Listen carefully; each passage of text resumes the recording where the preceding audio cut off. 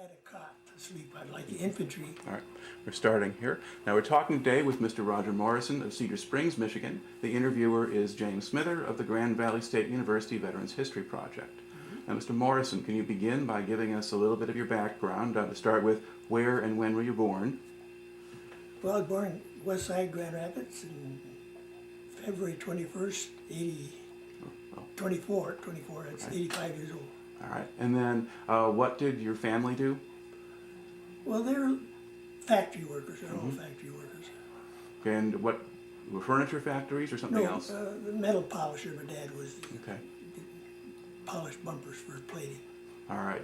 Now, was he able to keep his job through the 30s and the Depression? No, he was off for a long time. All right. Now, were there other family members helping out, trying to get by, or doing other work? My mother got a job. And- Wages then were, a friend of ours, he was a journeyman carpenter, he got 20 cents an hour. His helper got 10 Yep. cents an hour. Yeah. Not much around. No. All right. Now, did things get better toward 1939, 40, and so forth, as the war industry built up a little? Hitler brought us out of the last depression. People say Roosevelt, but Hitler in 1933 got control of Germany. He educated the Germans for wartime, because they're military. Most European countries, nations, they have to be military. They respect military. We don't respect military in this country. Europeans appreciate military.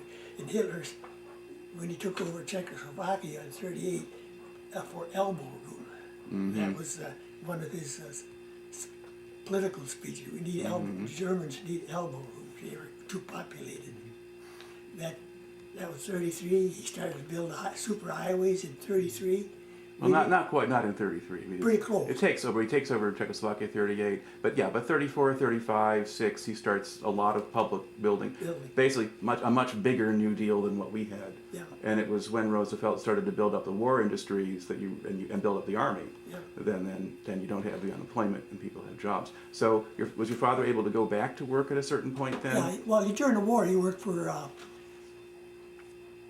I believe it's Grand Rapids Propeller Company, or I'm not sure whether, they made propellers for landing craft. They're Okay. 24-inch propeller blades, you know. So let me kind of adjust this a little bit here. There we go. Well, Michigan Wheel Company, that's what it was, not Grand All right. Rapids, Michigan Wheel. Okay. Now, how long did you stay in school? Did you have 8th grade education or? 14. Okay. And then when you left school, what did you do?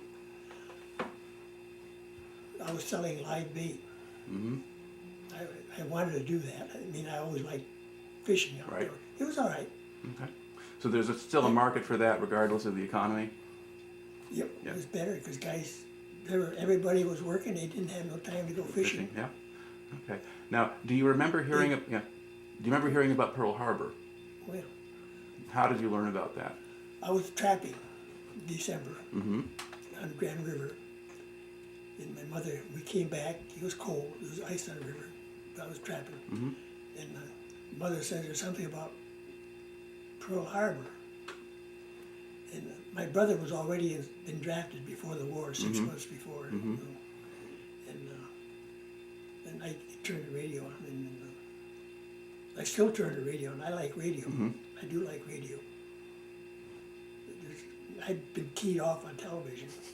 Some things I like, you know, news, but talk shows. I'm very interested in talk shows. But then I used to listen. Edward R. Murrow. I used to eat my supper at the radio in the living room, listening to him about London is burning, you know. Paris. So you were paying attention to what was happening in the world to some extent. I had been very much that way, yes. All right.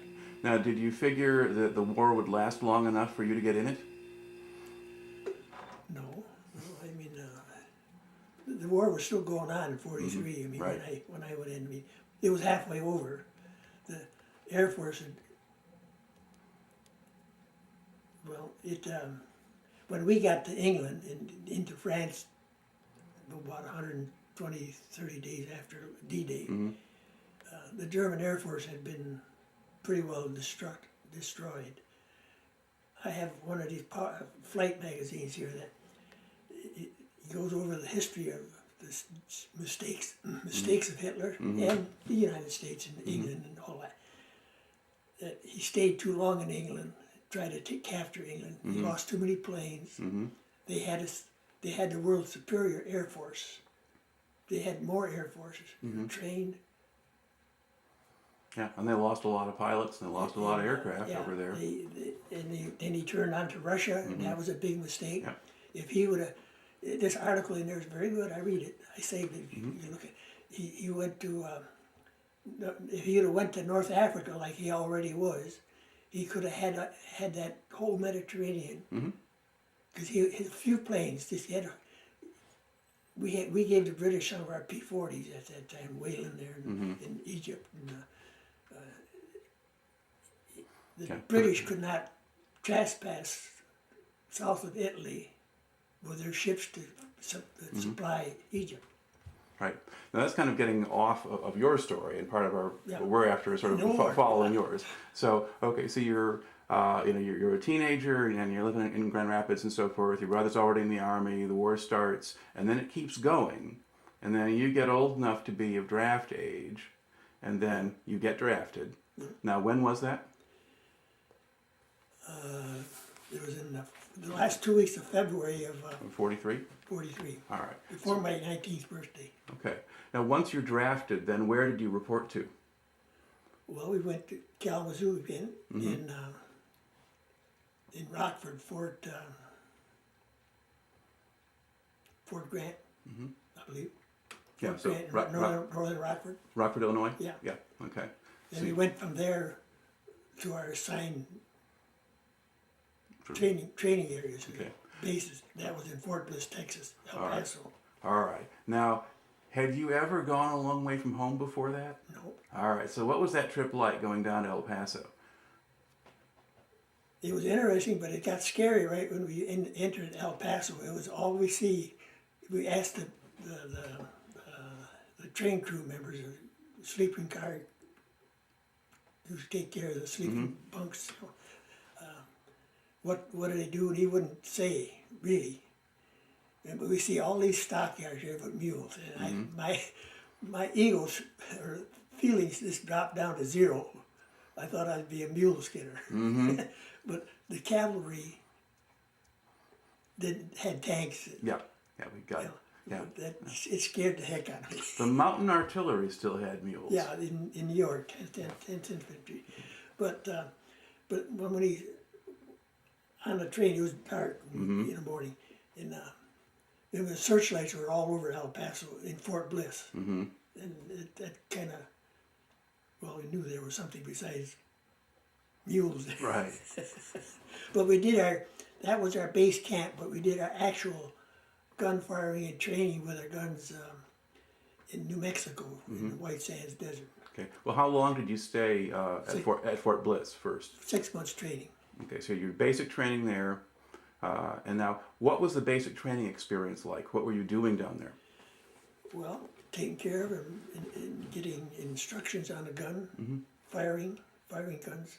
Well, did you start there right away, or not until you got to New Mexico? Because basic, right in the Fort Bliss complex itself. We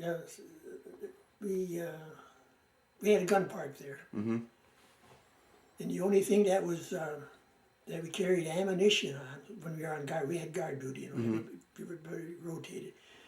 They have a gun park fenced in area. They call it a gun park, and the only place we carried ammunition, live ammunition, in the guns, only 3 or 4 rounds. Was at the gun park by the radar unit, and at the watering hole, we call it a watering hole for the well and the desert in New Mexico for safety reasons. Okay. We carried live ammunition for there. All right. Now, did you get sort of basic infantry training first? Did you get some marching around and learning infantry weapons and all of that stuff? Yeah, we learned how to handle small arms. Yeah. Okay. Take apart 50 caliber air cooled. Well, we had water cooled for any aircraft. 1 barrel water cooled. Okay. Now, did you also have to learn military discipline there? Yes. Okay. Now, how well did you adjust to that? I didn't mind it. Okay. Yeah. It was. I thought the unit was pretty well. It wasn't trained like the Germans. Germans had more discipline, and we were more vagabond. You know, I mean, the German, they click your heels and they Right. salute and all that. It's there's a lot of difference in the military procedures. Right. Now, were you kind of in the artillery from the beginning? When you got down there, you knew you were going to be artillerists? Yeah. All right. So that may be also just a little bit different from what they did with the guys who are going to go into the infantry, Yeah. even I'm early quite on. sure. Yeah. All right. They didn't have our training. Okay. Now, what was the facility like in New Mexico when you got there? What kind of base was that? What was there? Tar paper shacks for billeting. And it was. We had a couple days of snow on the ground. It's a mountain area, high country. Right. High country desert, where El Paso is about pretty close to 4,000 feet, and New Mexico, the high plateau is about that. So it could be really hot during the day and really cold at night. And, During the summertime, yeah, it was hot. When you went into El Paso, where the international bridges, you know, it's where all the drugs are coming across. Right. Now. Juarez, across the river, across the bridge from El Paso, was just a shanty town, just all corrugated roofs and it's completely one street, completely a shanty town. El Paso was buildings. El Paso and Juarez was, you can get anything you wanted over there. You know, they didn't have the war. You buy silk stockings there. You got a big steak. You wanted dinner, big steak. I mean, so there's no rationing on the other side. No rationing on the south of the border during the war for Mexico. Was there any problem with American servicemen just deserting, going across the border into Mexico and not coming back? Not that I know of. No. Not anything that I'd heard of, but just No, sort of I- the geography of it, you know, made me ask that. Yeah. All right. So now between the time you spend in Fort Bliss and then the time you spend in New Mexico, about how long did you spend training overall? Is it 6 months or a year? Or Well, it was 6 months. okay. Now, February to 1st of March until August, middle of August. all right. Now during that time, did you get much of a chance to kind of get off the base or go anywhere? Or did you pretty much just Yeah, I stay? went 3 times into Mexico. And so you could buy stuff there, food there, and so forth. Was there anything else to do there? I mean, people drink, I suppose. Well, there are always bars. There's always women. I mean, that's camp followers. That's Right. that's natural all over the world. You get anything, any age you want. Taxi drivers, any age you want. That's the way it was. That's fact of reality of Yeah. life. Still parts of the world where that's Still, true. it still is. Yeah. Thailand is. Men go to Thailand, but you can do that anywhere. This country here. But probably on the whole, most of the guys didn't go too far with that, though. No. All right. So you're there, and then you finish your time there. Then where do they send you then after New Mexico? Where do you go next? Well, it was time to go overseas. They put us in another fenced-in compound so you wouldn't get out, and they told you to eat all the ice cream you can get and milk because you're not going to get it overseas, All right. which we did not. Okay. Now, were you assigned to a particular unit at this point? Were you in a battalion? Yeah, once we got there, we were assigned to a unit. Yeah, the 113. That was. I have a little phobia about the 13th. Like yesterday, you didn't come, which was good. But it was all right. Well, even the 113th, though, right? Yeah, yeah, So it's a little different there. There were 3 units. 12th, 13th, and 14th, we trained together. All right. Now, how did they get you over to Africa? By ship. All right. And where did you leave from? New York. Okay, you got okay. So Seen the Statue of Liberty in the distance. did you get to go home before you shipped out from New York, or did you just go No, straight through? Straight through. All right. So you We, basically we had a 2-week pass during sometime in the summer. And when our training was basically done. Well, just before. Well, when we came back, we right away shipped out. When everybody got their pass, 2 Okay. weeks, they came back and shipped okay. out. But did you go home when you had that 2-week pass? No. Okay. So Yeah. what did you do instead? Just stay in New Mexico, or Yeah, we went into the compound so you couldn't escape, fenced in. So, and then when everybody come back, we boxed up and got our overseas bags printed, stenciled. Everybody had to make their serial numbers on their clothing, on their bags, and box up certain things that were going to cosmoline the guns so that they wouldn't rust. Right. Okay. Now, what kind of ship did you sail in when you left New York? The SS Monterey. And what kind of boat was that? Passenger. It was on a west coast of Hawaii run. Okay. Now, had they crammed a lot of extra bunks into it and things like that to make it a troop ship, or?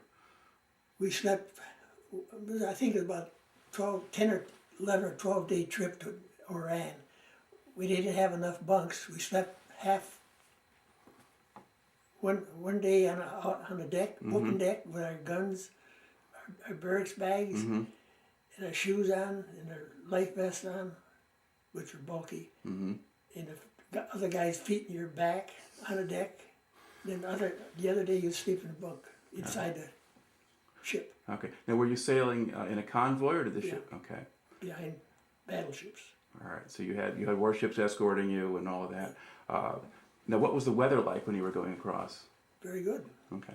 So There was 100,000 troops going over in that convoy. They said we were behind a battleship. Our ship. So did you have any submarine scares, or did you have enough escorts that it was okay? Not on that trip, but on the way from North Africa going back to England, around the English Channel. They had mines going off. Yeah. Depth charges. Right. Okay. Now, you got to North Africa. Where do they land you in North Africa? Was it Oran or Algiers or somewhere else? Oran, right by where the British shot up the French fleet. That was it. French fleet, the Vichy government collapsed. The French government, the Vichy government had southern France. The Germans had the north. And the French fleet was holed up there in Oran, their French naval base. And the British, Churchill didn't think it was various whether the Germans would get those ships. So the British shot them up. Right. Now, were any of those ships or the wrecks, were they still at Oran, or had they been taken out by then? I never got to it, right up to it, a gate, but I never got in. I wanted to do that. Yeah. All right. So once you land there, then did you stay in Oran, or did they move you someplace else? Did you go inland somewhere? We had to get our guns uncosmoline, and we were there about 2 weeks. Okay. And then they shipped us across by 40 and 8 rail cars. That was a nice trip through the Atlas Mountains, which run along the northern Algeria coast up to Tunisia. We went to Tunisia, the city of Bone, about 50 to 75 miles away from the border of Tunisia, near Bizerte. Right. Tunis maybe. Okay. And then is that where your battalion was stationed? Yeah. Okay. And I enjoyed that trip. At 48, they had a GI little donkey train engine pulling these boxcars, maybe about 10 or so for the battalion. 48 minutes. Anyway, there's no straw. You slept on the boards. Right. But there were 11 tunnels, if I recall, through the mountains. And there was a coal engine. I thought that was quite an interesting trip. It was sightseeing, it red fezzed Algerian colored troops were guarding the tunnels. Just with a rifle, I don't know how much they were guarding, but they were there. Yeah. Well, they had Senegalese troops who would have been darker. Yeah, it would have been probably the one, yeah. Yeah. But they had Moroccans and Algerians and Tunisians and so forth, and that was a lot of the Free French Army, really, where people recruited in those places as much as the French ones. And, well, after that, when we come back to Algiers from Bone, we stayed in Algiers, Allied Force headquarters where Eisenhower was. Rumor was, I don't know, but that was always a standing rumor that our colonel and Eisenhower they were in the Philippines. They were under Arthur MacArthur. They were friends. And we followed Eisenhower. We actually did follow Eisenhower around. So I think the friendship had a lot to do with our unit. Right. Now, while you were in North Africa, did you have any actual military duty? I mean, was there any danger from German aircraft or anything like that? Yeah, the Germans were flying. We probably we did not. Depending where your unit was, you have 4 batteries, gun batteries, headquarters battery. We had no guns, but depending where you were and whether they would come in, we have a 30,000 6-mile height fused limit. You go up 30,000, Right. and then the fuse would not. We wouldn't go any higher. We have a 10-mile run horizontal range, but fuse limit for any aircraft was 6 miles, and that was like a half a circle all the way around. And anything come within our range, if it was didn't have its identification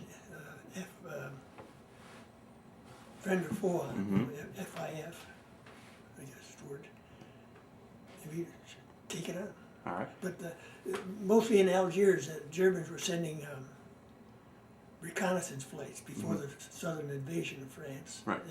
That was usually one plane, and they always called him Captain Midnight because he came out at midnight. We had to rush out. We had a lot of alerts, but they didn't come in. You know, if they don't come in your range, you get up and you go back to bed again. Right. Now, did you have radar at that point so you could see them at night? Yeah. Okay. Yeah, that radar. If I talk about that 584. That was. We got a picture. Your company. I got your Grand Valley State University. I bought that film from them. CD. The Deadly Fuse. Right. I have that. Okay. And that describes the development of that. Right. The proximity fuse. Proximity fuse. Yeah. We did not. The Navy got them first because they didn't know if it was the knowledge was in Japan or in Germany. They wanted any shell that did not explode. It fell in the ocean. They did not want to have it for the ground. Right. But at the end, and the balls, we got it, and we didn't. We had it in our reserves, in our stack. But our particular gun did not fire any. But one battery, it fired 93 of them, and they were deadly. Right.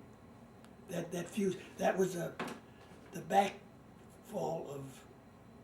I was a fuse setter for the 90-millimeter fuse artillery shell. It's automatic, comes to radar, sends the height and the range to the director. It's another instrument, full of electric tubes, not glass tube, not like chips we have now. Which Right. There's a lot of heat exhausted from that. But anyway, that fuse, the delay in the manual set fuse, which I did, but it was all automatic. Right. You come into a scope. The outer band was the range of plane increasing, decreasing, or whatever it was doing in the air, and I just followed it around with a crank. That outer ring I'd follow it around with. We called it a pip. My pip would follow their pip, and then they got one handler would stick the gun shell into the tube of the fuse setter. Another guy would crank it. That's how you turn that outer edge, the manual fuse. Then another guy would take it out of the fuse setter and give it to the assistant loader, who loads it into the chamber. And then the gunner, and they both, he'd hold it into, he put the shell, it's a big shell, 43 pound, with a shell in the casing and the powder. And when he'd put it, shell into the chamber a little bit, and the gunner would push it up with his own left hand. And then when it went in deep enough, it would click, and that It was loaded, ready to fire. Mm-hmm. It was fired. But there was a delay between that, with that ammunition, radio control ammunition. That took out my job. Mm-hmm. I didn't lose my job, but that was the end of the war. But that was a delay that caused the shell to burst At a certain height? at a certain height, but short or long. Right. Never, if it was just right, you got it, plain. But when those buzz bombs came and they shot 8,000 or 12,000 at London, the British put all their anti-aircraft around the cities where they're landing, London. But if the shell fragments were falling in the city, they killed by them. Right. And they usually miss. They usually miss because about 1 out of 100 shots that they took on, 100 shots would bring down one buzz Right. bomb. But then this fuse came along, developed in this country with assistance of the British, and that shortened it. They made 22 million of them fuses. They could put them on big shell, little shell, mortars, and for artillery barrages. The Germans didn't even know. Eisenhower asked the German command who surrendered at Rhine in France if they knew that we were using that type of a shell. The report in this CD says that they did not know. That was supposed to be the second best kept secret of World War II after the atomic bomb. But they, when these British moved it with that new shell, radio control fuse, they moved all their guns to the channel. Right. So if something blew up, the fragments and stuff would Fragments land by would the go coast down. or in the channel. It wasn't hurting anybody. Right. And they shot 100% of them down. That was the difference between success in a manual fuse and a radio control fuse. Right. Okay. Now it's going to go back here to your story. So you're in North Africa, and you're there for about how long? It was about a year? 11 months. 11 months. Okay. Now during the course of that time, did you see much of the countryside or the area you were in? Yeah, And what did it look like to you? it was just off the 50 miles. The Atlas Mountains is about a strip about 50 miles south of the Mediterranean. There's snow on some of them, about 7,000 feet. It was donkeys. You know. It was wartime. Automobiles. French. There was no gasoline. The French controlled it Right. for a while. The military control. France always called Algeria part of France. Right. You know, it was not a protectorate. It was part of No, France. it was Department of France. You could vote in the French elections and that But, kind of thing. Yeah. It's 98%. The whole Mediterranean, South Mediterranean, is Muslim. And well, the war ended. France wanted its grandeur back before it was surrendered and defeated by Germany. And the awakening of the whole world's third world countries, the Allies. I mean, they're not as strong as they, you know. But anyway, the French army, military government, and de Gaulle, who emerged, trying to reunite Indochina. They call it Indochina. We call it today. They call it Vietnam, North-South Vietnam, in Asia. Well, back within North Africa, what kind of relationship did the Americans have with the Arab population? I mean, did you stay away from them, or what was the? There's very little association. There's they say about 2 million. You go at night. It was open in the daytime, but then like I mentioned, these businesses pull their shutters down at night because they steal like the Dickens. You know, you can't leave anything there. Arabs will steal. They didn't have no money. Right. well, we soldiers didn't have any money either, you know. Okay. But they thought we were rich. Well, you had stuff. Yeah, yeah. And they didn't have much But stuff. there was in our unit. I don't think there was any our battalion. I don't think there was any confrontation between the Arabs and us. Only once. We usually took baths in coal mine showers, or so. The Army had, well, we did take some in Normandy, in U.S. Army portable showers. But usually there was a burlap bag factory in Algiers. Muslims, everybody worked there. And they had a spa, what do you call it, a steam bath. Right. Big room. Put our whole battery in there. And that's how we got a bath there. Right. Water was, we couldn't drink the water. Water, there was not many streams. And they were polluted, highly polluted. And the Army Lister bags, that's where we got our drinking water. The Army got little tanker trucks, they have yet for water. But these Lister bags, we just couldn't drink that. They put so many chemicals in it. It wasn't hard fit. The guys are throwing candy in there to sweeten it up and all. But only once at that steam bath bag factory, one of the guys, they grew a lot of oranges and what they call them tangerines, but they call them tangels over there in North Africa along the mountain ranges. I always had a good helmet full of, most of the guys buy them and you take them under your cot. They call them tangels. But anyway, at this steam place, bath, one of the guys gave the vendor, Muslim, pushcart Muslim, was full of tangels on it. He said he gave him $20 and he got change for $1 or something. And he was by himself, but we had our whole battalion. We had no rifles with us. We didn't carry rifles, personal protection in Algeria. He tipped this Arab's cart over, push cart.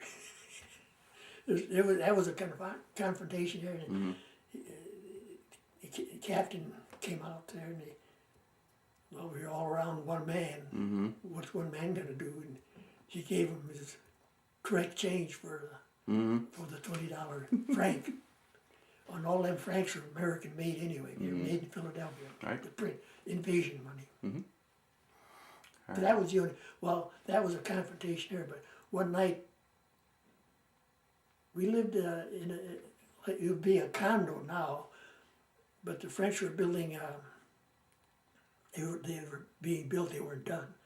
The wooden floors only was wooden floor, it would be masonry, tile floors, but there's dirt floors in most of them. But they had a roof, tile roof, and there's a house like this size tall.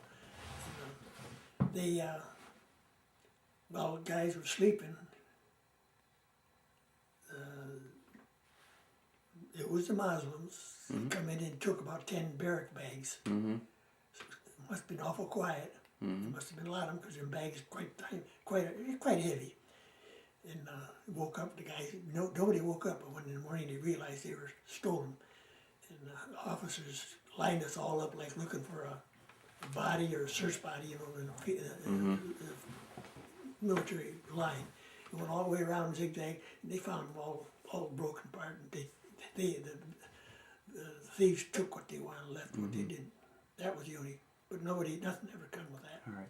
Now, you'd mentioned having your battalion kind of near wherever Eisenhower was. Now, was Eisenhower in North Africa for part of the time when you were there? I don't know that. Okay. It wouldn't, because Italy just surrendered that day, Sicily, they landed in Sicily. I'm not sure, I never see him. Okay. I probably seen de Gaulle, I saluted his French vehicle or German vehicle. Right. Flag, red flags, and you're supposed to do that. Okay. Now, while you were in North Africa, you're sort of there after the fighting there is over, and the Germans. The fighting was over. Germans, We, but they, they're the officers and the guys always wanted, because we done probably the last firing on the Africa for actually German fighting against Germans aircraft, right. but they never got the star for that. Right. Now, were there German or Italian prisoners there while you were there? Yeah, we didn't have any. We didn't have any German there. We had Italian prisoners when we first landed. Mm-hmm. They'd dig our latrine. They'd do work for us, which we didn't. Well, we were doing our work to get ready to move, and they were doing our lesser work. Mm-hmm. You know. And what sort of impression did you have of the Italians when you saw them? Well, we had a lot of Italians in our unit. Mm-hmm. American Italians from Right. Chicago. Right. And Poisanos, Mm-hmm. brothers. Mm-hmm. And we had no problem with them. Because we had guns to guard them. And we'd give the guns, we were the last ones to load up on a truck. They were on a truck, maybe 20 or 30 at least. You couldn't hardly get any more than 2.5. And we'd hand them our guns. They didn't take them and shoot us. Right. Did probably have much reason to. Well, did some of the Italian guys in your units talk to them in Italian? And did they converse at all with them? No doubt. All right. Okay. Now, when then do you leave North Africa? I think it's sometime in July 24th seems to register. Okay, so 1944. During some of them raids, the Germans did raid Algiers, and we, usually at night. But the convoys coming from the United States and from England going to Egypt and going, they rendezvoused in the Mediterranean off Algiers. You could see them Right. from the high point. One would go to Italy, one would branch a convoy would go to make the run to Egypt. And some of them aircraft would come over Algiers. And sometimes they'd come in, our forward battery, who was up closer to the Mediterranean, we were back in the bay from that. They would get a shot at them, at the German planes. There's 40 of them estimated. And then There were 40 planes or 40 guns? 40 planes, Okay. German planes, That's a attacking the convoy. good number of them, yeah. And then if they come in, if they were seen detected radar that the Germans were coming into Algiers to bomb. They did bomb Algiers before we got there. All the ships in the harbors and the guns, the ships guns in 40s and 50s, but American had 40s and 50s, or 90s were back. Right. All these ships let a barrage go. They didn't know where to just shoot up in the air. And it was such a fire, tracers in the sky. It lit up that whole harbor. And a plane wouldn't, of course, now those 40s and 50s don't, maybe 40s go up about 30,000, 3 miles, 15,000 feet. Maybe a little less, I don't know. But there was such a fire there. It just lit up the sky, and the plane wouldn't go down. And the British usually had these barrage balloons on their freighters. And those would, because they were flying above them in the harbor, either at the docks or anchored out, they would burst into flame. Were they filled with hydrogen? Yeah, they burst into flame. Okay. They weren't helium filled. Right. And they would come down because they were punctured. So as far as you can tell, did they ever hit a German plane that way, or just a lot of barrage balloons? It was just a barrage. It was keep out of our area, And, there was another thing. In Algiers, there was an outcropping rock, maybe half mile, 3/4 mile off, and the British anti-aircraft, heavy artillery like us, were training their target artillery practice on this outcropping, maybe 20 foot high and 20 foot wide stone in the harbor there. There were a number of ships were on a beach and sunk, and cargo ships. But anyway, they were already there shooting at their outcropping the rock, They fire went off, and they hit it. our battery, we had little telescopes for sighting in for artillery. We didn't hit it. We got an awful roar from the British at us for missing. So there's a bunch of deer, 5 of them. The captain got on the gun. I wasn't on the gun. I was, well, just used an anti-tank shell. It's a hard, it was not an explosive. It was armor shell. Piercing, yeah. Armor piercing. And he took the firing pin out of the breech of the gun back to the barrel. And when we put strings, crosshair on the end of the barrel with grease, just to hold it on there. And you sight through that little peephole where the firing pin was, and you line the 2 points up, the crosshair and the end of the barrel, and a little peephole with which is about 10 or 15 feet distance.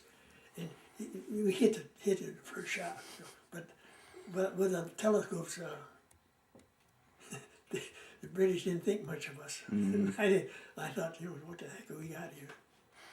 All right. Now, you're there in North Africa for kind of a long period of time. Now, they eventually send you up to England and then over to France. And did you go through Italy at all? Or? No, never. No, okay. Now, while you were in Africa, did you think at some point they might send you to Italy or to southern France or someplace like that? Well, we didn't know France was coming off. We didn't know that invasion. Okay.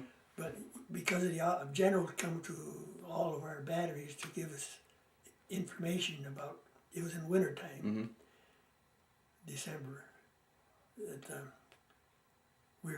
everybody assumed we were going to Africa, to Italy, because, the war ended there in Sicily. It started, it ended there. And we were, even from the States, we thought we were going to Italy. But we didn't. That was a good, just like coming back home, people talked your language in England. They were very nice. Right. Okay, so you shipped back to England. Now, did you stay in England very long, or did you go over to France pretty quickly after that? About 5 or 6 weeks in England. Okay. Just to clean up the camps until our artillery pieces came up on slower freighters, loading up. And it took about a month for them to load them guns up and bring them to England. Okay. They brought the guns to France, Normandy. So you said you were cleaning up camps. So you kind of went around to the places where the Americans had been before they left? Yeah, we slept a lot of, most of these camps were in castles. Castle. Or castle grounds, the estates around the castle? The estates of the castles. Yeah. So you did some good tourism then? Yeah, I went to see Stratford-on-Avon, what's his name? Shakespeare. Shakespeare. And, it was nice. England was green when we got there in August. Africa was dry. England, grass, 6 8 inch grass, where it wasn't cut. Green, all green. Now, were the English people themselves fairly friendly at that point, or were they tired of Americans, or?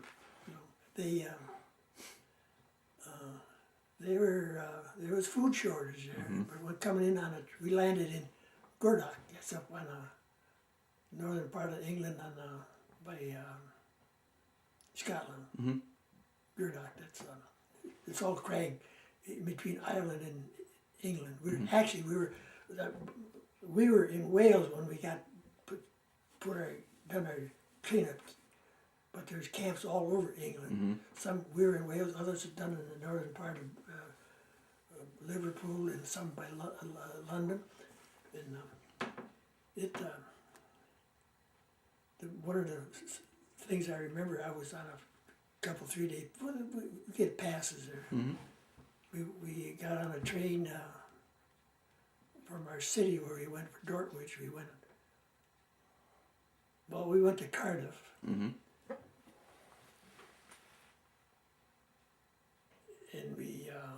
I'm not quite sure on how that followed through, but anyway, maybe it's another pass. We got on a train from, from Birmingham. We were supposed to go to someplace, I don't know, pass, maybe Cardiff. We ended up in Bristol. We got on an express train. There were a lot of tracks there. There was English had good rail system.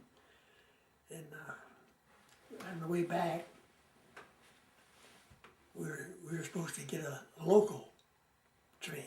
We got on the express, went right out of the station. Right on past you, yep. That was quite a... And we got back. Did you go into London at all, or was that No, too far I away? didn't get that way. All right. And then from there, they ship you over to France next? Yeah, Okay. Normandy. Okay. And so where did you land? Did you land across Omaha Beach or at Cherbourg or?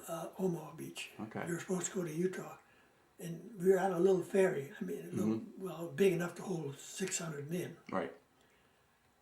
Low flat flare, you know. And we left Southampton, and we got over there maybe in a day. But we stayed on that boat for 5 days right off in the water, about a mile off the beach for 5 days, and I didn't like that. Did they tell you why you were there, or just? No. No, I'll just sit there. We could see the beach and all that, and there was not much activity. We were about 139 days after D-Day. And you see a lot of these ships, they're breakwater ships, you know, sunk. And this, I didn't like it. We were anti-aircraft, and we were sitting ducks out there, you know. Yep. And I mean, no place to hide. You're there. Water is just about 3 feet below you, you know. And well, we got off eventually, but then we slept on a deck, rifle in a barracks bag, and the other guy's rifle and barracks bag in your feeder bag, you know. And very, very little water. Water was always rationed on these ships. Drinking water. You'd stand all day in line to get a canteen full of water. Did they resupply you while you were sitting there? Because if you're there for 5 days, that's probably longer than they were planning. CC rations. Or K rations, one of them. Okay. But nobody came to give you any more food or water or anything like that during that time. On that trip north from Algiers to England, when we had these Italians on board too, water is a short thing there. It took a long time to get it. But we got food there, British food. Hunk of cod for dinner. Breakfast was oatmeal, no milk, no dry milk, and maybe some fruit and tea. That's what you got. Right. And we went by the officers' mess hall, cafeteria, mess hall, whatever you call it. We had mess hall, they had dinner, breakfast. Right.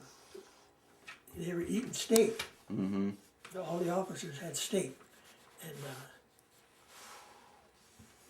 the guys see that, and they raised one heck of a fuss. Next day we got steak. Got steak. That was sort of the British way of doing things. The officers are up here, and the most of the men down there. Officers were fed well. You know, the rank and file soldier was codfish and oatmeal. Oatmeal, all that. All right, dog. Try not to unplug me here. He's a sick dog. He's part blind. His back legs or hips are shot. He can hear a little bit. Here, boy. Yeah. Come on. Yeah. But he gets around. He doesn't do anything he goes out the door. He doesn't. He's on. All right. As long as he doesn't mess up the equipment. All right. So they get you across to France. Where did you land? Oh, you landed on Omaha Beach. You come off the beach. Where do they send you after that? Cow pasture. Okay. St. Miralles, what do you call it? Okay, St. Mary Glees. Yeah. Okay, so there's a little village there in Normandy. Yeah. All right. Now, did you set up your battery there, or did they move you somewhere No, else? we got the guns were brought in, and we had to clean the cotton. We had to get them ready for mobile traffic. Right. Clean them up. Because all they had, this salt water supposed to eat everything up. So. Right. Now, what did that area of Normandy look like when you were there? Well, it was a little orchard, it was little hedgerows, you know, in German gun emplacements, bunkers. Right. And it was also, that was the main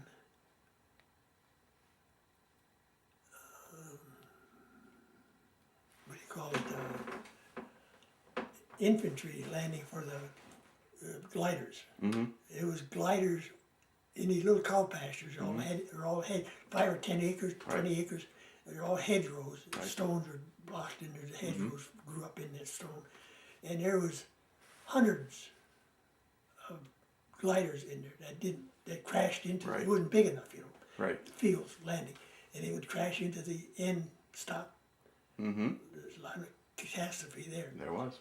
And all of the invasion air breathing for tanks that landed off landing craft at the beach.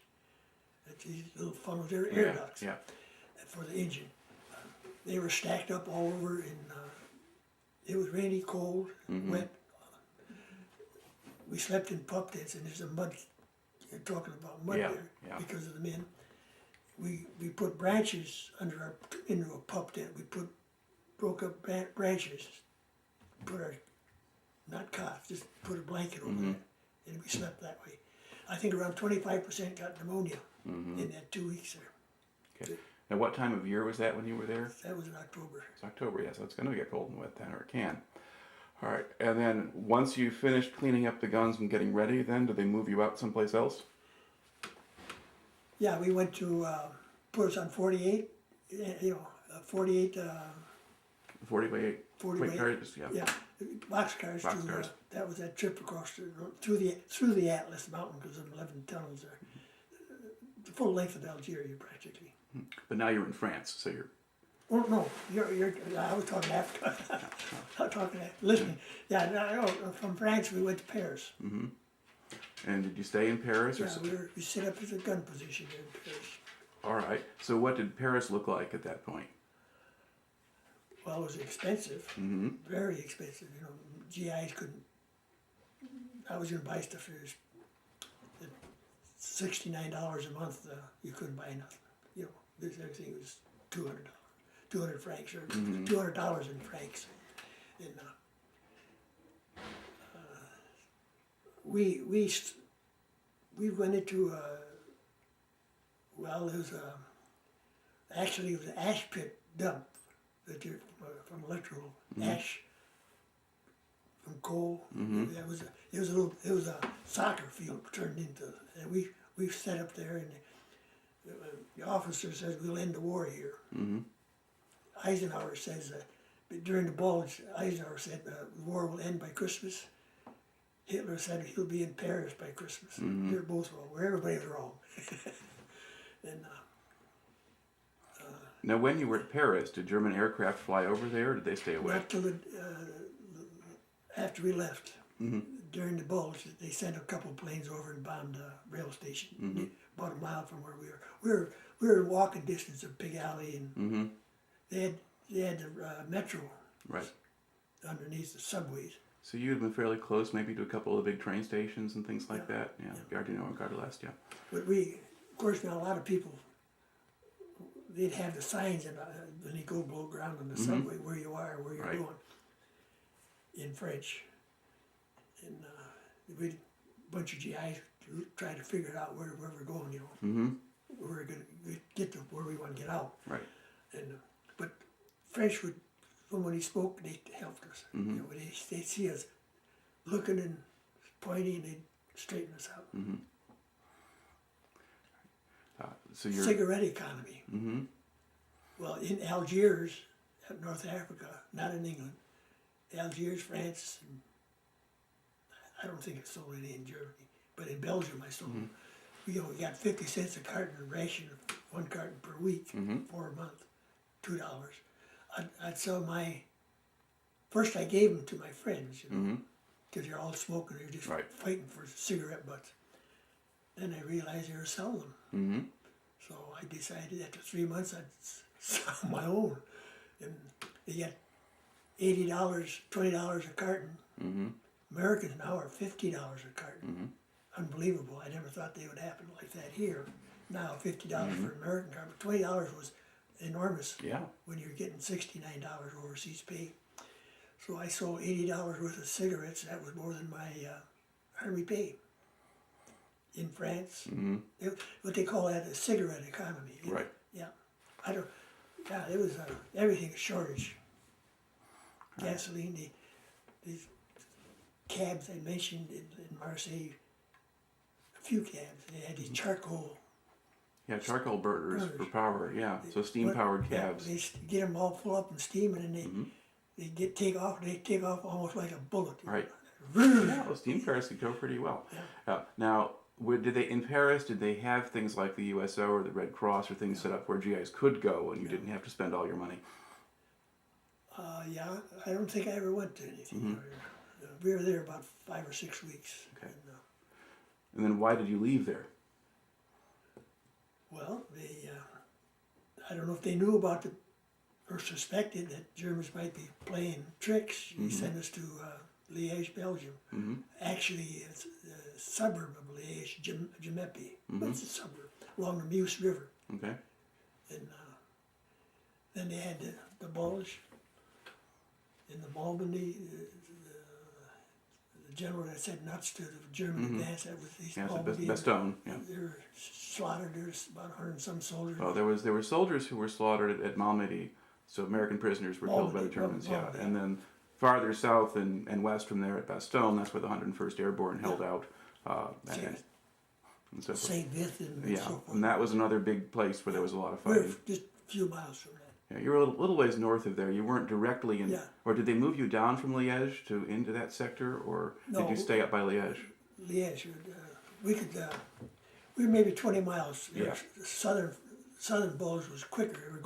They wanted Liège, what we understood, because of the road networks to go to Antwerp. They wanted to go to Antwerp. And we were in a 120 millimeter German anti-aircraft site. They moved they had 10 guns there. They're a little bit bigger guns. Right. Really a lot bigger. You go up about 44,000 feet. We only go up, with a few, we go up 30.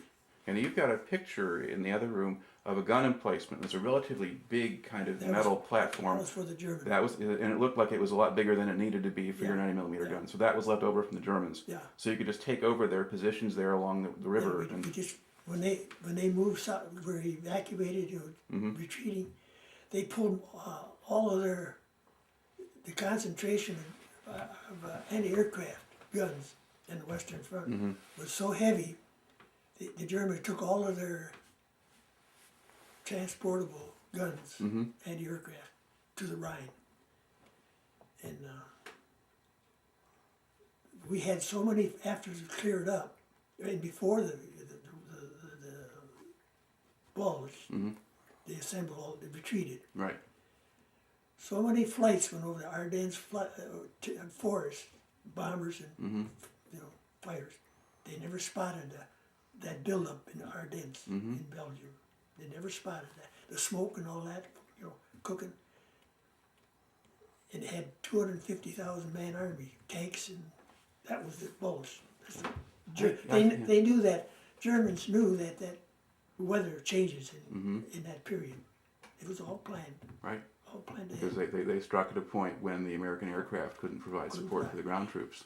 And this program that I have in here, fighter pilot story, you mentioned they were down. They couldn't fly for about 2 weeks.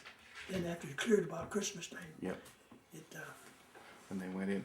So where you were up by Liège, did you have German aircraft attacking you in that sector, or was it fairly okay?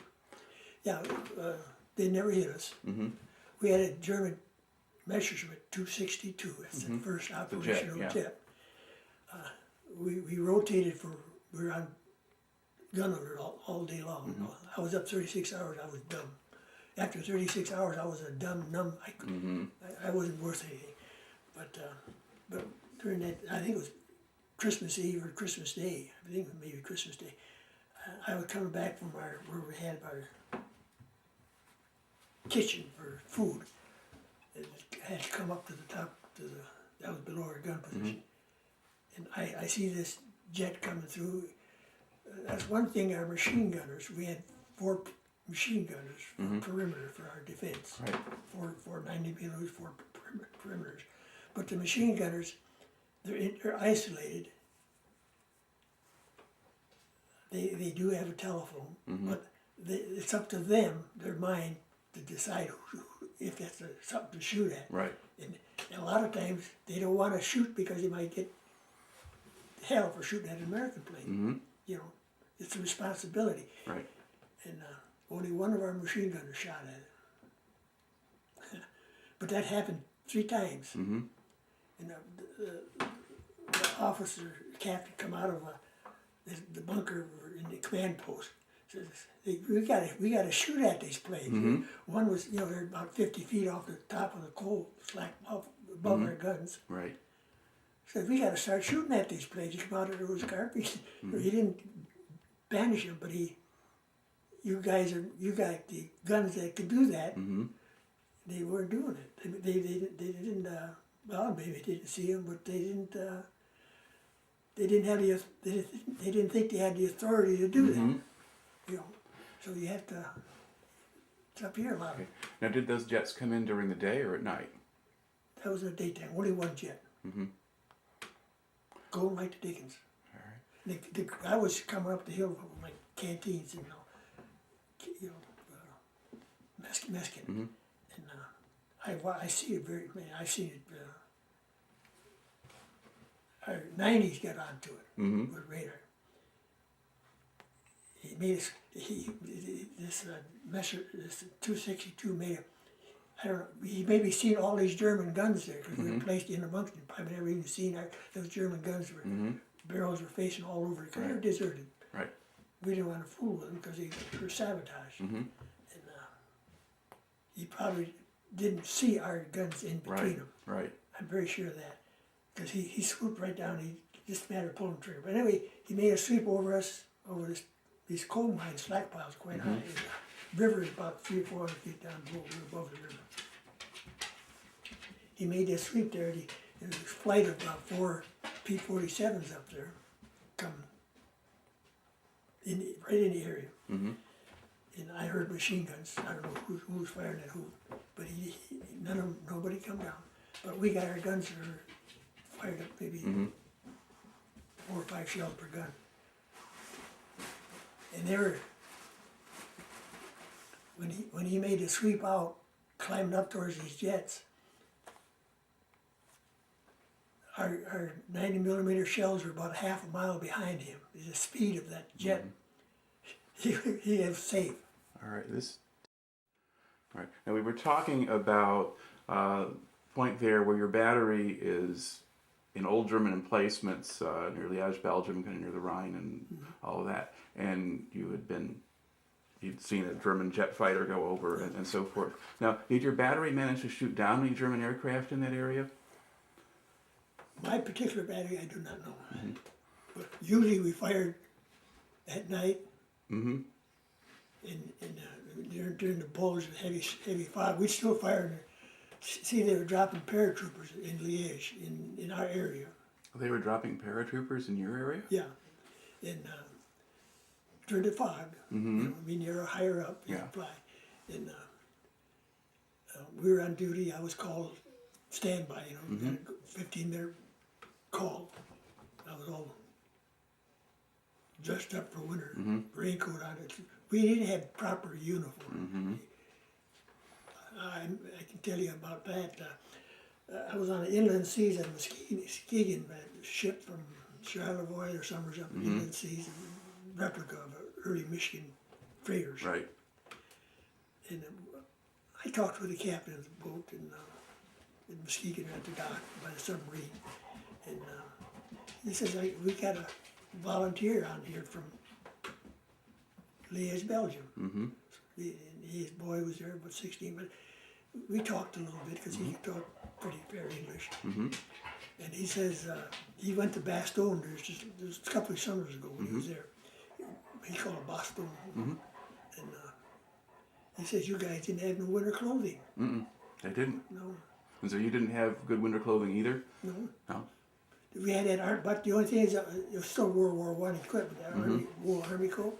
But we had to keep warm, we had to put a raincoat on. It broke the wind. Right. But he says, you guys had no clothing. True. No, the airborne guys didn't. They were not equipped for that at all. They kind of went in because there wasn't anybody else. They shipped galoshes. I got a pair of galoshes, about 40 for 140 men. It was mud and cold, frostbite.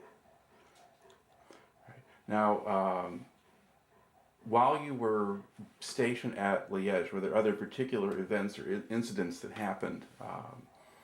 You'd mentioned seeing strange things over the Rhine, or Yeah, from that site, from our elevated coal mine, leveled off coal mine shale pile above the Meuse River in Jemep, suburb of Liège.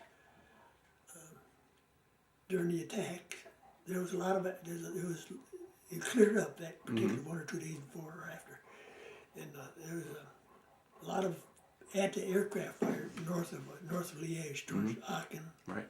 The Germans still controlled Aachen there. We had Aachen by then, but Americans took Aachen in the fall of '44, but they didn't get very far past it, and so right there, the Hürtgen Forest and that whole sector up there, Well, that was still contested. Yeah, I was mentioning that this airfield for this fighter pilot story is Aachen in Liège. Yeah. And we were 15 miles south of Holland, Maastricht, Right. University City. And but the map shows that, well, that map at his time showed Aachen in German territory. Well, it was part of Germany Yeah. legally. The Americans occupied it. And then we went through that into Bonn, convoy to Right. there from Liège. Okay. Aachen was flat. Yes. Dern was a little smaller. It was flat, and the hospital stunk like all medicine because it was flat. Yeah. Those areas that were hit by, well, mostly by aerial bombing, they took an awful hit. Yeah. It was. That sector was fought over very, very hard. Aachen and Hürtgen Forest to the south of it, and just awful. Yeah.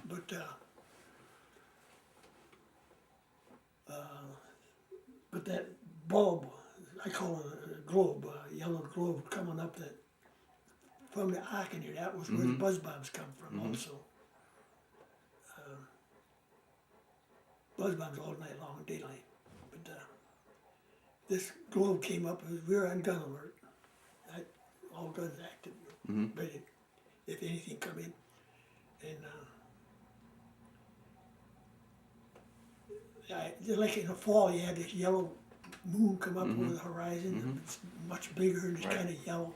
This was coming up the river. And it zigzagged, I mean, like that, a steady height. I don't know, I just say 300-400 feet.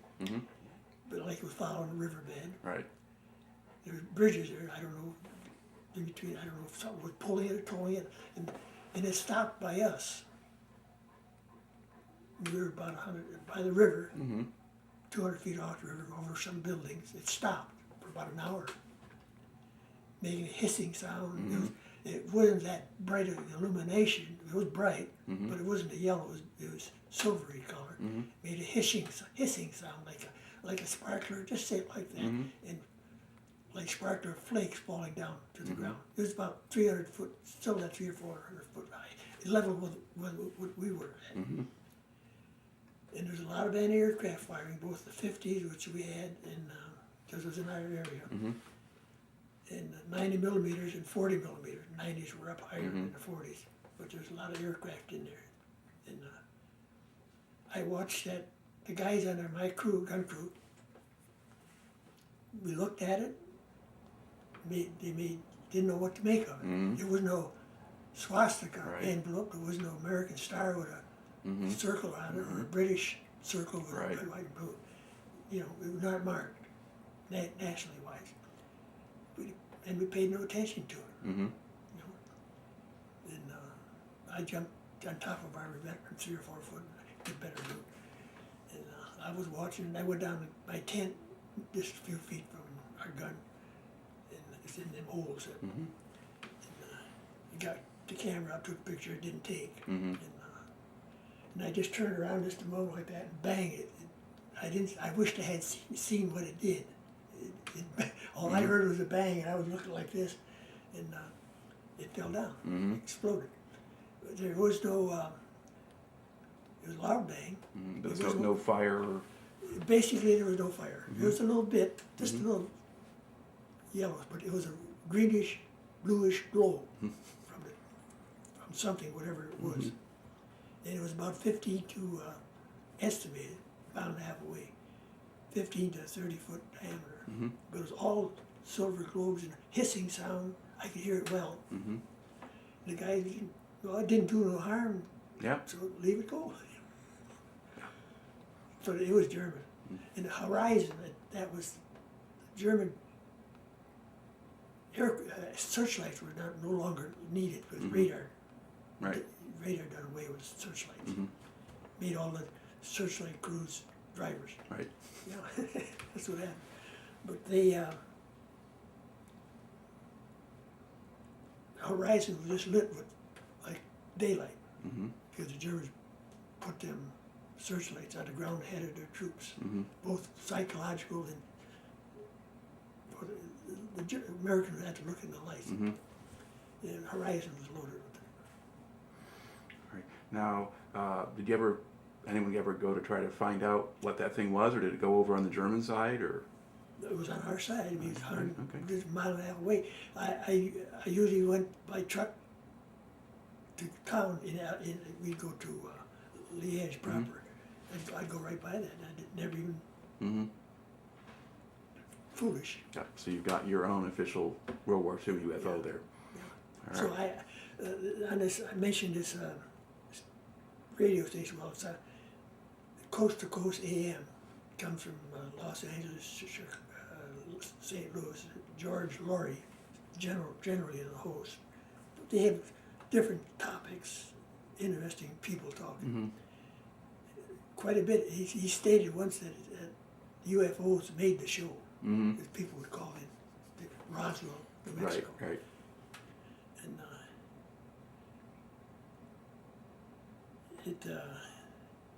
his station just this week, he says they are affiliated with for broadcasting 521 stations. They're the second most popular radio station in this country.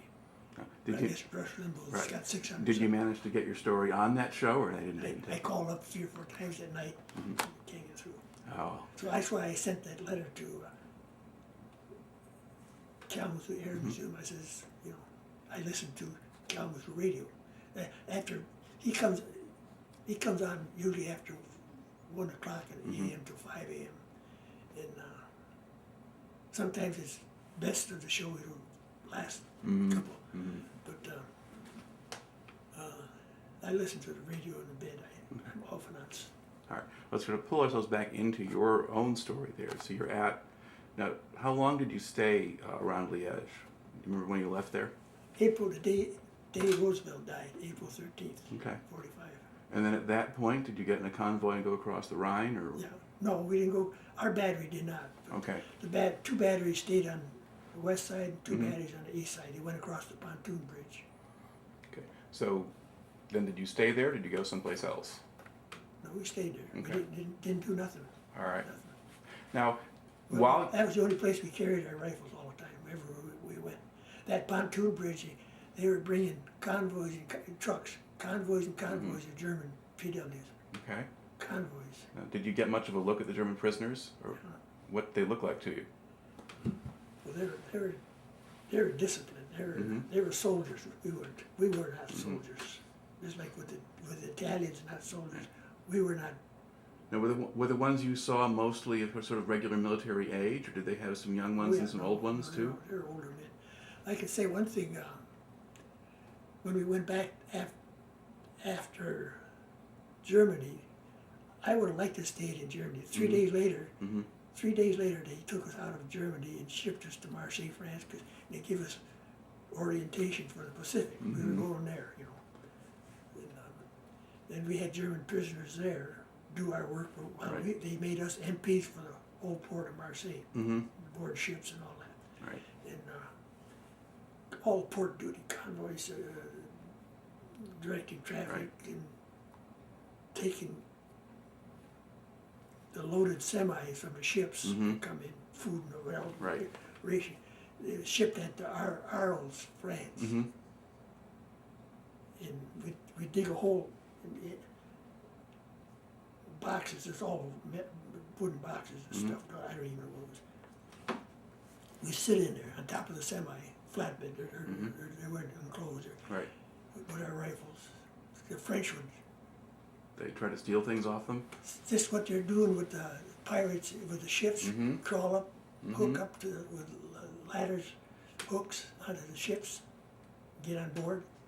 This is what they would, not with big hooks, they'd climb on board of the semis, stop them, get in the road, Right. then they throw off the junk. Black market is, black market was the way of life with the cigarettes. Black market was the way Europe was brought back to its feet. Yeah, and the Marseilles area was always pretty bad for that anyway. And at this point, it was really bad. Yeah. Okay. So did you have people sort of try to attack the soldiers guarding the trucks, or if the soldiers were there, they'd stay away? Well, they'd do the right for anyone.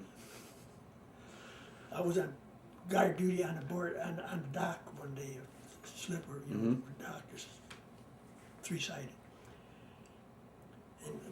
And I was also on he had 4,000 Germans in a warehouse who took care of dock duty, portage, dock workers, cranes, operators. There's some French. German and French did not get along. Right. The Germans with these winches on these ships, cables, hauling the stuff out of the holes, they'd drop it on the French, kill them. They were still fighting. But anyway, I'd get up, I was in one of these towers a number of times around the perimeter, guard towers. And I counted American-made Fairbanks or Fairchild locomotives from General Motors. Counted 98 of them on a railroad track, brought in from the United States to replace the running freight in France. Right. 98 of them. I mean, there's a slew of engines there, electrical diesel engines. Well, we shot up a lot of engines when we came in.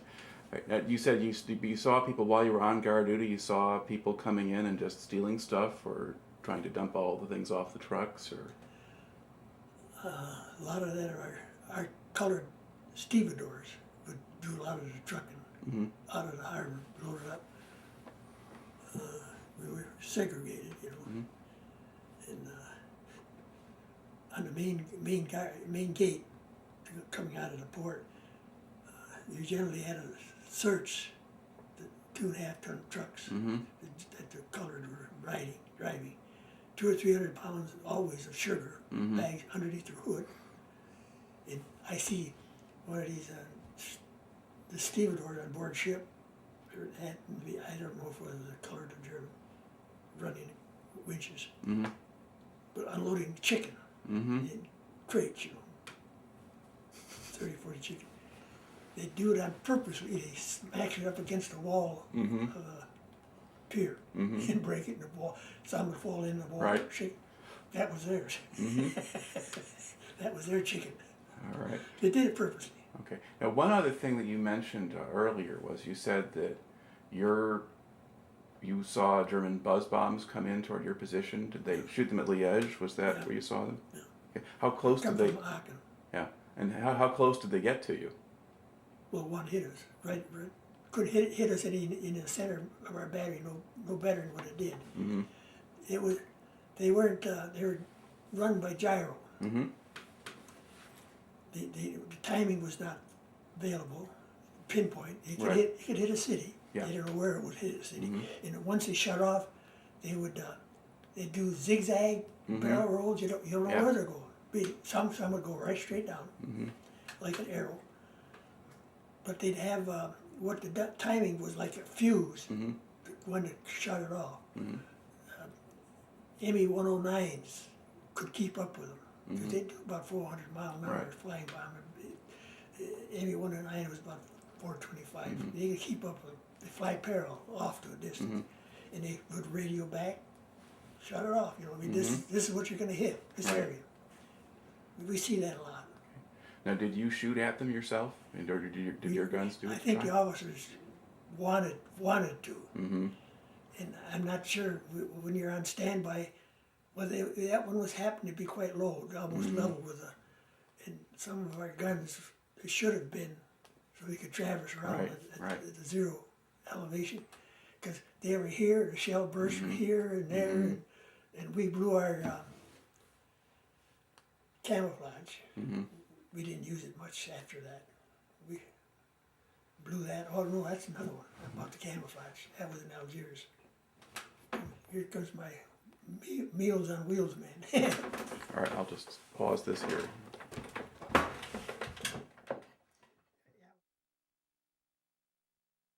Canvas or ragtail netting.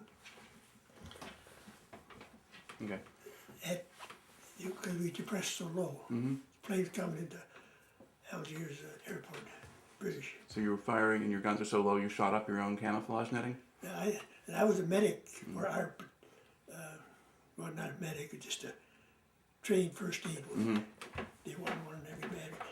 And I wondered, we were outside of the battery gun, and I wondered if we could kill somebody. You know?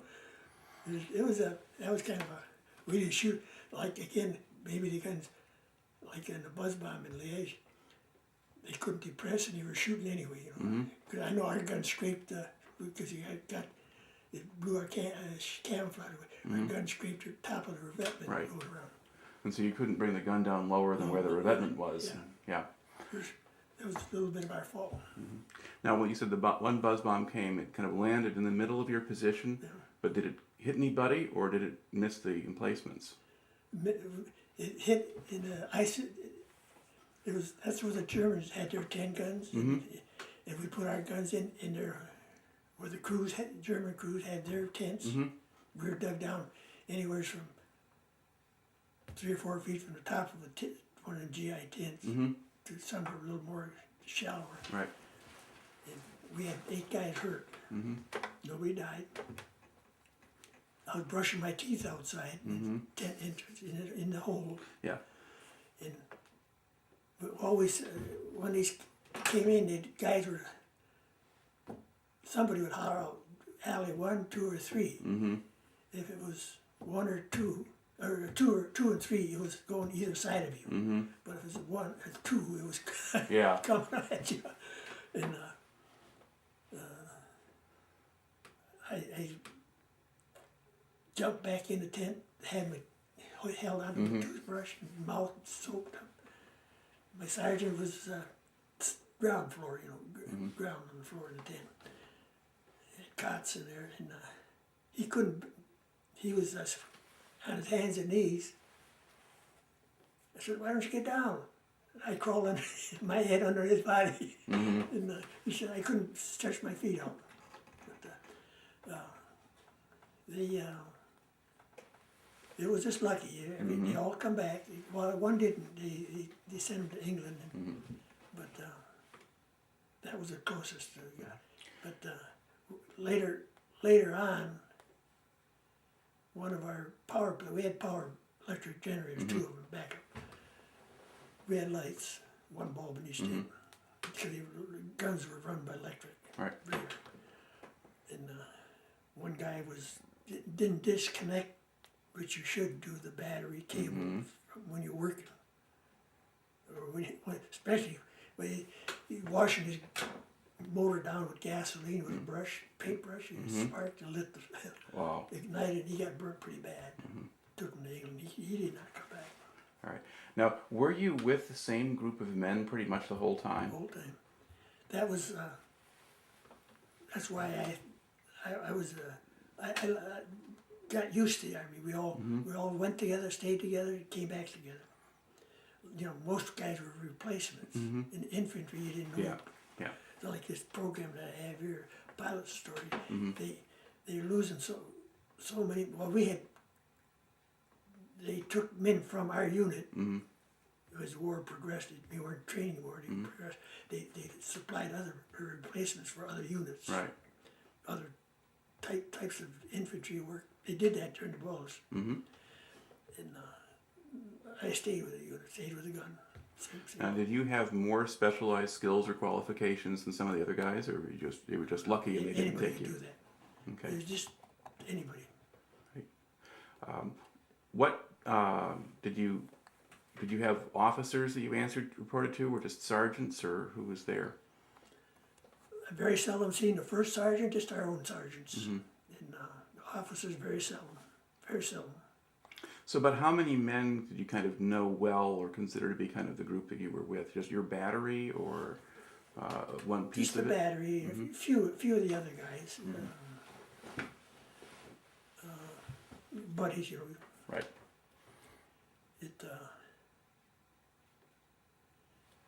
It was, I would say, I mean, I liked history, even when I was young. So, I mean, I enjoyed that. It was all right. Our food was good, you know, far better than what people we were living in the country. Yeah.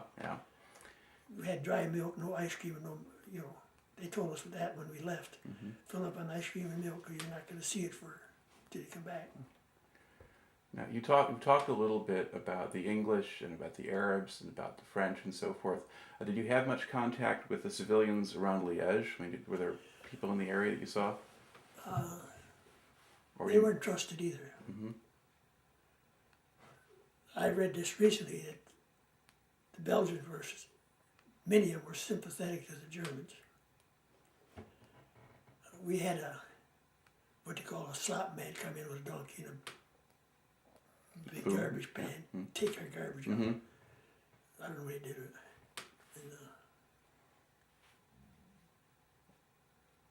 And, French were all right, Belgians were all right, we had no problem.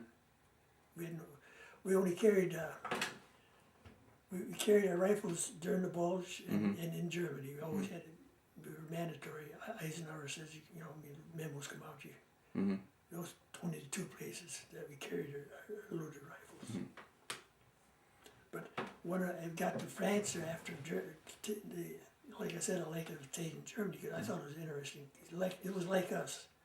Around Durham, these houses on the west side that were 1929s and all that, kind of a gable and a porch and all that. It's the same thing. And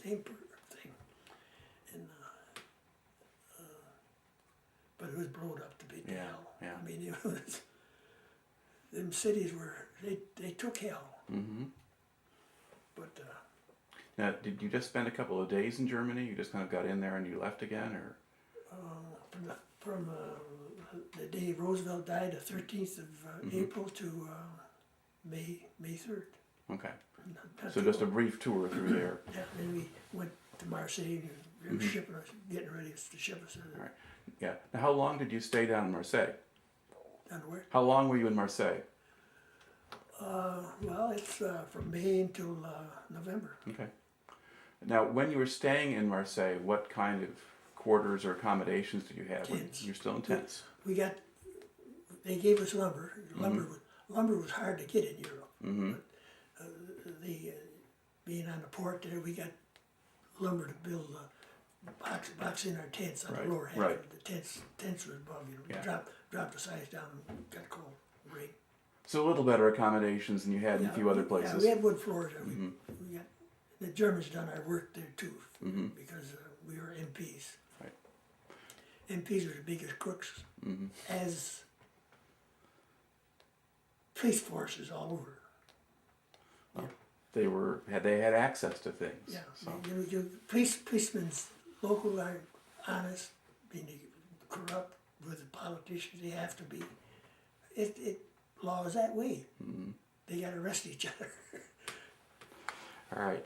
Now, once you finish up your time then in Marseille, tell me, let's see, how did they ship you out from Marseille and then straight back to the States, or? No. Okay. Yeah, we'll come back and Camp Kilmer. That was the roughest sea voyage. I'm not sure whether it was a Liberty or a Victory ship. But coming, well, I was still, when we got on board to leave Marseille, there's a nice blue, and there's a swell, about 4-foot swell. About every 100 foot, the swell would come up, and in between that was just level. Yeah. And then we got off into the ocean. It was rough all the way across. It got up by New York, off Boston actually, where we landed. The bow would go under, waves would come above, and the rudder would get out of the water, and it thump. Yeah. The propeller was turning it, and then it hit the water, and thump, shake the whole boat. Then it back end would go down, bow would come up, bang, bow. We were in the bow for. We had.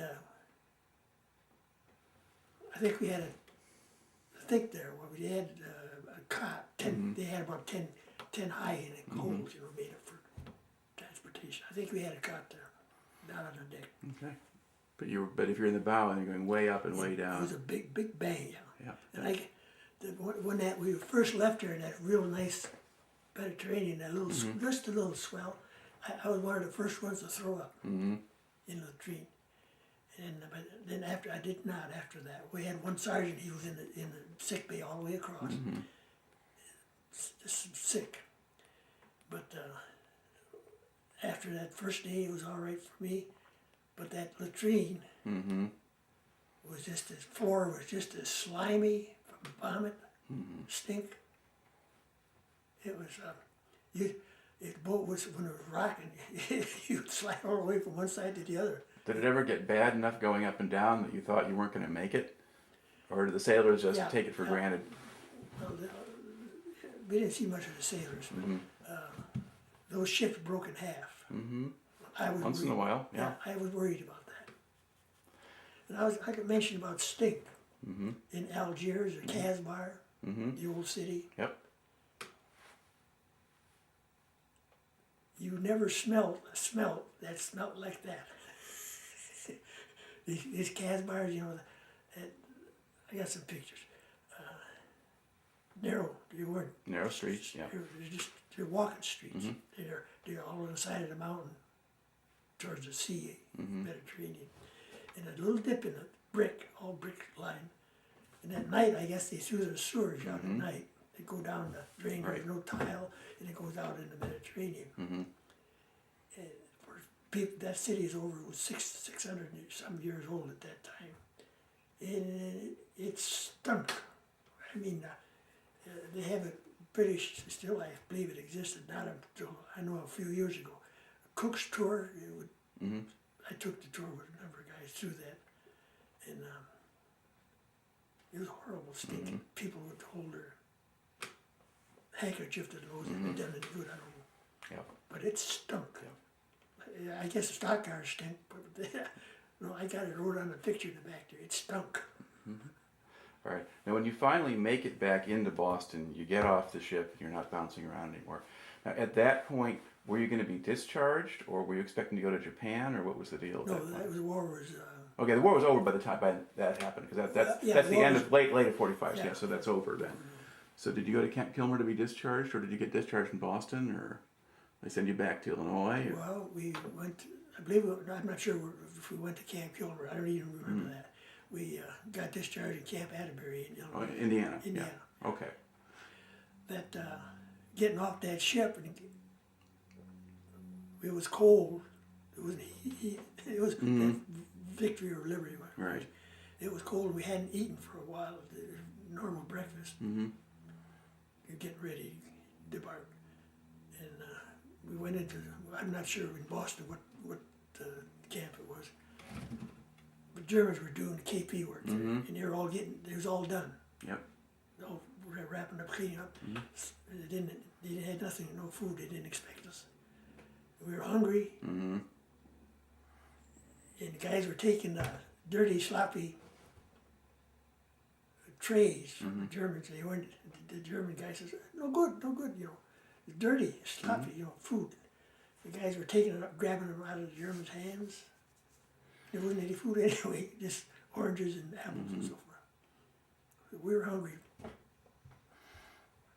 till we got on the train. It was only a couple days there. Okay. And then once you get discharged, then did you come back up to Michigan again from there? And what did you do once you got home?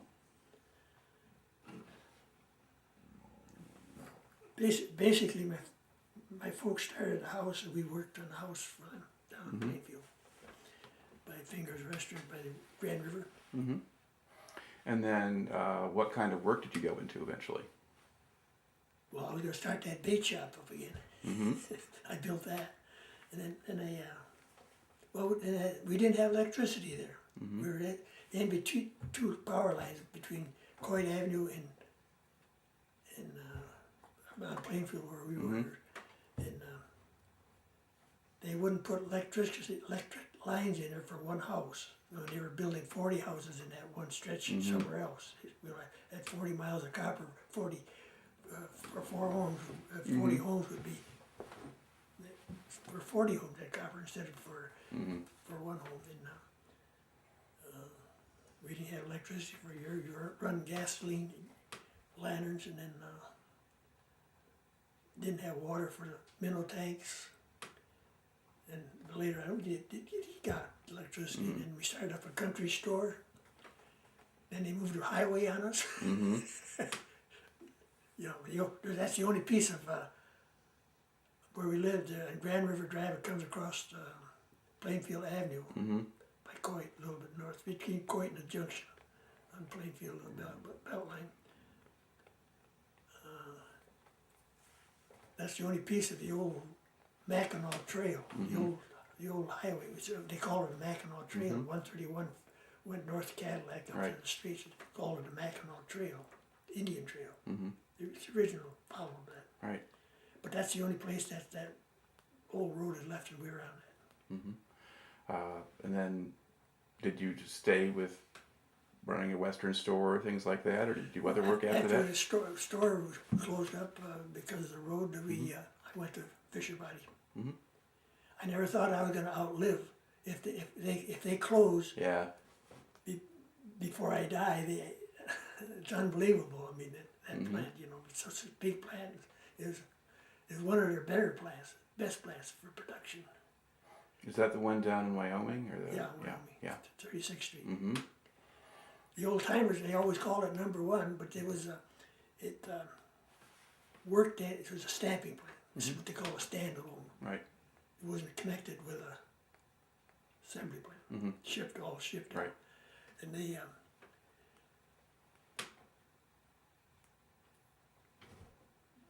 the old timers said it was #1. It's things that they couldn't do in other shops. Produce a good panel or so forth. Right. They'd bring it here and they'd fix it up. You know, I mean,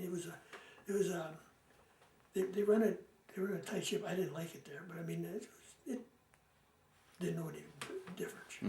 But pension was all right if it holds up, and if you have, if they have a bankruptcy, they take the assets, all the assets of General Motors, and put it in a fund to just pay off the bills. There's 100 and with a pension and with Social Security and Medicare, from GM Medicals, you know, the dentistry and the lies and the pills. It's all right, you know? But if with a bankruptcy, the assets go into the general fund to pay off the creditors. And General Motors said, I got the paper right underneath here. Yes, I have. It's in the paper here. They got $104 billion in the pension. Not the drug fund. They have already, January 1st, it'll affect that. The drug fund, General Motors gave the union control of that January 1st. I think it was 39 or $42 billion worth of funds at the union were run for drugs. But the pension fund is $104 billion. And that can be stopped. Right. You know, I mean, it won't get what we bargained for. Right.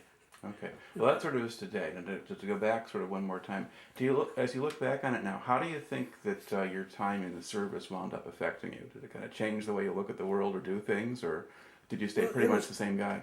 No, I wasn't. I enjoyed. I mean, I enjoyed seeing things. You know, I mean, never been out of this country, and I was down in Mexico, but I always liked history in school. A lot of people don't like it. Neighbor across the road, he said, works in Troy now. He lives in Metadora, by Flint. But he's a smart engineer, Lake Superior. His wife married her from there. He had a little boy. Well, they've been gone since 96. But his little boy was granted, he's a big man now, the boy is. But when he was about this big here, I asked him if he knows where the United States is on this globe. Didn't know. Yep. No, I was always, I was history inclined. I enjoyed that. So you could see some of the places you'd read about. And, kind of thing. Like when you first landed in North Africa, there in Oran, on board ship, just docked. Till you get off, you don't just get off, it takes a while.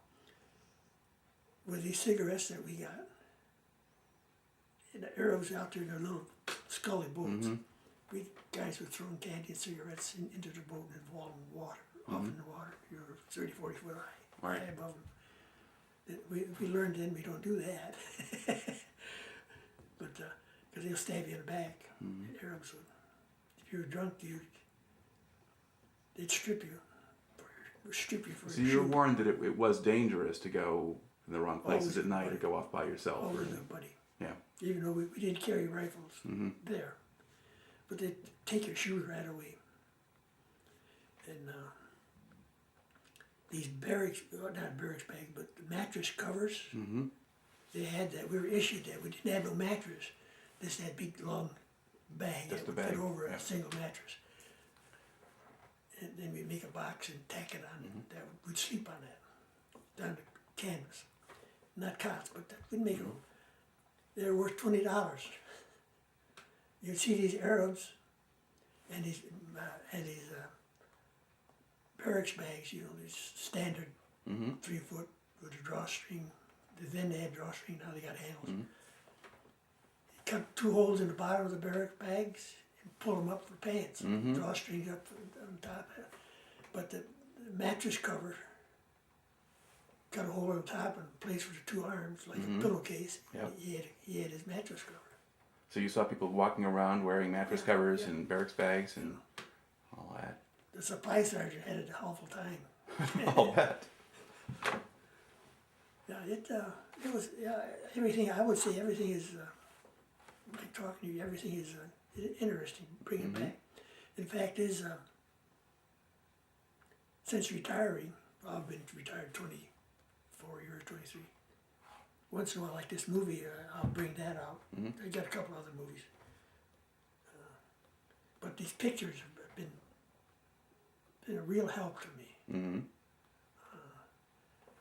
While it takes you back, but the older people don't have nothing to look forward to. Your past is what keeps you going. All right. Well, I can definitely say that your past is certainly interesting. I just thank you for taking the time to talk to me today. Yeah, even though I never shot anybody that I know of, but the guns, could be. But I like that air show. I like to just show you a few pictures here. All right. Show you some other pictures here. Well, that part won't necessarily go No, too well in here, so I'll just shut this off and